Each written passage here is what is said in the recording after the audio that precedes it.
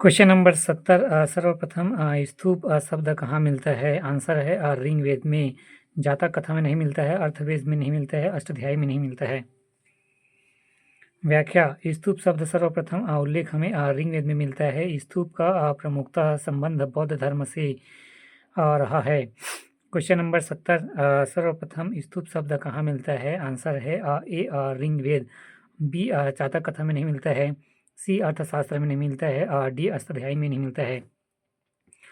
व्याख्या: स्तूप शब्द सर्वप्रथम उल्लेख हमें ऋग्वेद में मिलता है। स्तूप शब्द का प्रमुखतः संबंध बौद्ध धर्म से है।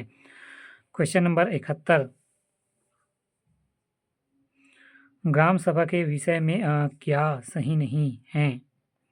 आंसर है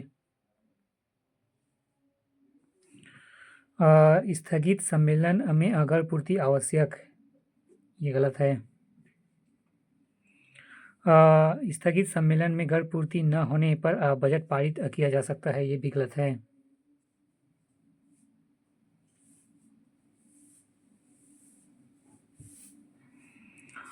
फिर सातवां, स्थगित सम्मेलन में घर पूर्ति न होने पर भी लेखा परीक्षा प्रतिवेदन पारित किया जा सकता है, ये भी गलत है, बाकी सही है। क्वेश्चन नंबर 71 ग्राम सभा के विषय में क्या सही नहीं है? आंसर है स्थगित सम्मेलन में घर पूर्ति आवश्यक है, गलत। छठवां, फिर स्थगित सम्मेलन में घर पूर्ति न होने पर बजट पारित किया जा सकता है, ये भी गलत। सातवां, स्थगित सम्मेलन में घर पूर्ति न होने पर भी लेखा परीक्षा प्रतिवेदन पारित किया जा सकता है, गलत। एक ग्राम सभा की बैठक में 1/10 आपूर्ति आवश्यक है, सही। ग्राम सभा दूसरा, ग्राम सभा की बैठक में 1/3 महिलाओं की उपस्थिति आवश्यक है, सही। तीसरा, गर्भपूर्ति के लिए सरपंच और उप सरपंच उत्तरदायित्व है, सही। चौथा, गर्भपूर्ति न होने पर ग्राम सभा की बैठक स्थगित की जा सकती है, सही। आठवां, यदि ग्राम सभा की लगातार 5 बैठक में गर्भपूर्ति न हो तो सरपंच को पदच्युत किया जा सकता है, सही। ये 3 गलत हैं, 5, 6 और 7 बाकी सही। व्याख्या: अनुच्छेद 243 ए ग्राम सभा की असंबंधित एवं ग्राम सभा के स्थगित सम्मेलन के बाद की बैठक में कोरम पूर्ति आवश्यक नहीं है, परंतु इस बैठक में किसी नए विषय पर चर्चा नहीं की जा सकती। इसके अलावा अन्य विषयों पर भी चर्चा नहीं की जा सकती है। वार्षिक कार्य योजना, हितग्राहियों का चयन, वार्षिक बजट, वार्षिक लेखा एवं सब परीक्षा प्रतिवेदन, प्रशासनिक रिपोर्ट। ग्राम सभा की लगातार 3 बैठक में कोरम अगर पूर्ति न होने पर किया जाएगा तथा ग्राम सभा की आगामी 2 बैठकों में कोरम पूर्ति का अवसर दिया जाएगा। यदि फिर भी कोरम न पूर्ण हुए तो पद से हटाने की कार्यवाही की जा सकती है।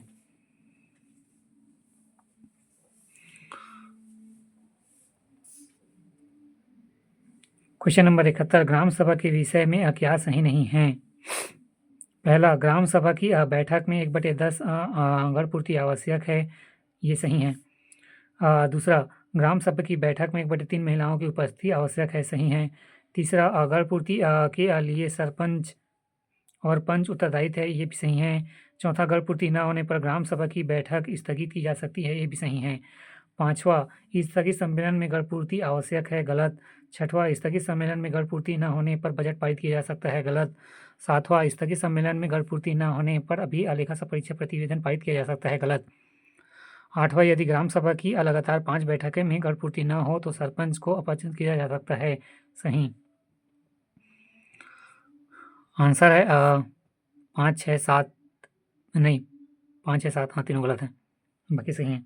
व्याख्या: अनुच्छेद 243 ए ग्राम सभा से संबंधित ग्राम सभा के स्थगित सम्मेलन के बाद की बैठक को कोरम पूर्ति आवश्यक नहीं है, परंतु इस बैठक में किसी नए विषय पर चर्चा नहीं की जा सकती। इसके अलावा अन्य विषयों पर भी चर्चा नहीं की जा सकती। वार्षिक कार्य योजना, हितग्राहियों का चयन एवं वार्षिक बजट, वार्षिक लेखा एवं सब परीक्षा प्रतिवेदन, प्रशासनिक रिपोर्ट। ग्राम सभा की लगातार 3 बैठक को कोरम पूर्ण न होने संबंधित पंच एवं सरपंच के खिलाफ नोटिस जारी किया जाएगा तथा ग्राम सभा की आगामी 2 बैठक में कोरम पूर्ण का अवसर दिया जाएगा। फिर भी कोरम पूर्ण न होने पर पद से हटाने की कार्यवाही की जा सकती है। दूसरा, ग्राम पंचायत के विषय में क्या सही नहीं है? आंसर क्या सही नहीं है। दूसरा, ग्राम पंचायत में यदि पंच निर्वाचित है तो 5 मनोनीत किए जाते हैं। सही नहीं है, ये सही नहीं है। फिर तीसरा, जनपद पंचायत अध्यक्ष 5 पंचों को नॉमिनेट करता है, ये भी गलत है। छठवां, मनोनीत सदस्य बैठक में भाग लेने और मतदान कर सकते हैं, ये भी गलत है। क्वेश्चन नंबर 72, ग्राम पंचायत के विषय में क्या सही नहीं है। दूसरा, ग्राम पंचायत में यदि 15 पंच निर्वाचित हैं तो 5 मनोनीत किए जाते हैं, गलत। तीसरा, जनपद पंचायत अध्यक्ष 5 पंचों को नॉमिनेट करता है, गलत। छठवां, मनोनीत सदस्य बैठक में भाग लेते और मतदान कर सकते हैं, गलत। 2, 3 और 6 गलत है, बाकी सही है। पहला, ग्राम पंचायत में अधिकतम 20 पंच हो सकते हैं, सही। दूसरा नहीं, चौथा, ग्राम पंचायत में 10 पंच भी हो सकते हैं, सही। पांचवा, पंचों के निर्वाचन के समान मत आने पर लॉर्ड द्वारा निर्णय होता है, ये भी सही है। व्याख्या, ग्राम पंचायतों का गठन निर्वाचित पंचों एवं सरपंच से मिलकर बनता है। ग्राम पंचायत में वार्डों की न्यूनतम संख्या 10 एवं अधिकतम संख्या 20 हो सकती है। एक जनपद पंचायत क्षेत्र में सदस्यों की न्यूनतम संख्या 10 एवं अधिकतम संख्या 25 हो सकती है, ये भी सही नहीं, ये तो व्याख्या है।